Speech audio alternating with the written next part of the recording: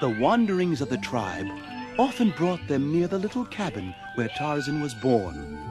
To Tarzan, this place was always a source of never-ending pleasure and mystery. He would peek into the curtained windows, or climb upon the roof and peer down the black depths of the chimney, in vain endeavor to solve the unknown wonders that lay within those strong walls. The story of his connection with the cabin had never been told to him. The language of the apes had no words to describe what they had seen inside the cabin. So before Tarzan was old enough to understand, the subject had been forgotten by the tribe. Only in a dim, strange way had Kala explained to him that his father had been a white ape. He did not know that Kala was not his mother. One day, as Tarzan was fiddling with the door to the cabin, he accidentally found the right combination, and the door swung open. At first, he was afraid to go inside, but after a few minutes, he ventured in through the doorway. In the middle of the floor lay a skeleton, and on the bed lay another, smaller set of bones. Inside, a small cradle, was a tiny skeleton. Tarzan had no way of knowing that these were the bones of his own mother and father. He examined many things in the cabin carefully. Strange tools and weapons, books, paper and clothing. He opened the chests and cupboards. In one drawer, he found a sharp hunting knife. Almost immediately, he cut his finger on the blade, but this did not stop him.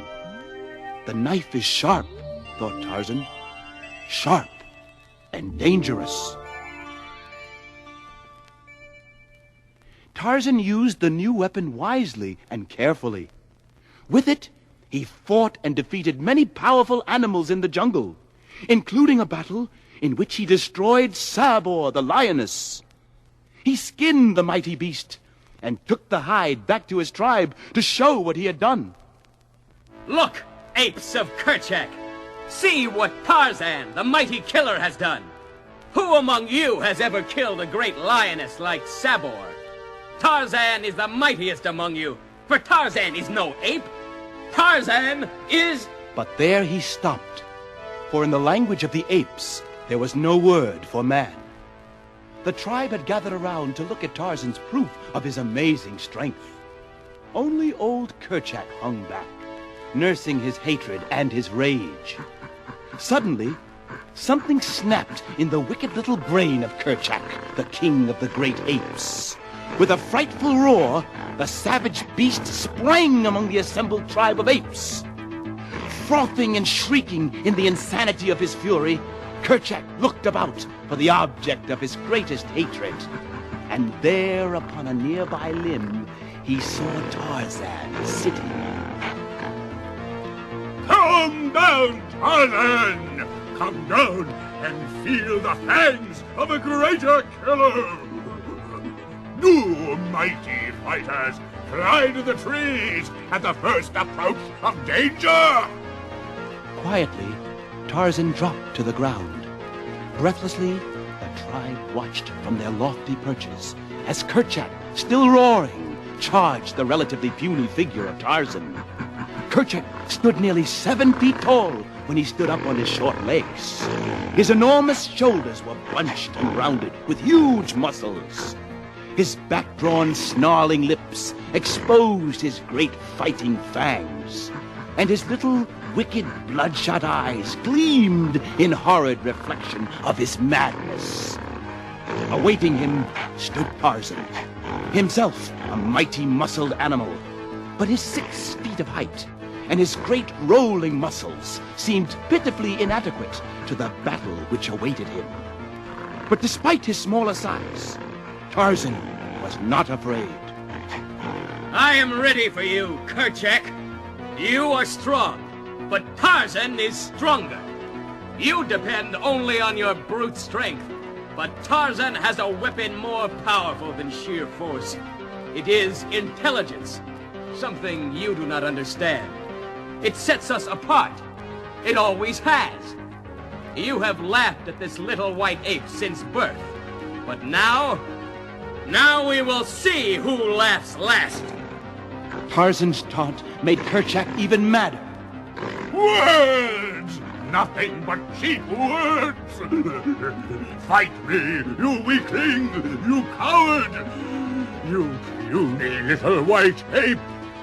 Fight Kerchak the Great! Kerchak the Killer! Fight! As Kerchak's last words echoed through the jungle, he and Tarzan were upon each other in battle. Tarzan had pulled his sharp knife from its sheath and answered Kerchak's curse with a blood-curdling scream of his own. Tarzan was too smart to let those hairy arms grab him. As their bodies were about to crash together, Tarzan grabbed one of Kerchak's strong wrists and, springing lightly to one side, drove his knife to the hilt into Kerchak's body, just below the heart. Kerchak screamed in pain. Straining the ape-man close to him, his great jaws sought Tarzan's throat. Tarzan responded by grabbing Kerchak's strong throat before the cruel fangs could close on his sleek brown skin. On and on they struggled, Kerchak trying to snuff out Tarzan's life with those awful teeth, while Tarzan tried to close forever the windpipe of his enemy. The greater strength of Kerchak was prevailing, and his sharp teeth were not much more than an inch away from Tarzan's throat when, with a shuddering tremor, Kerchak's body stiffened for an instant and then fell limply to the ground. Kerchak was dead.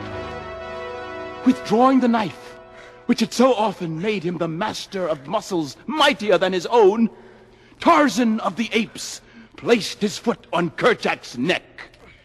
Once again, a loud yell rang through the jungle. It was the wild roar of the conqueror. The smaller human, by using his superior intelligence, had defeated the mighty Kerchak and become Tarzan, King of the Apes.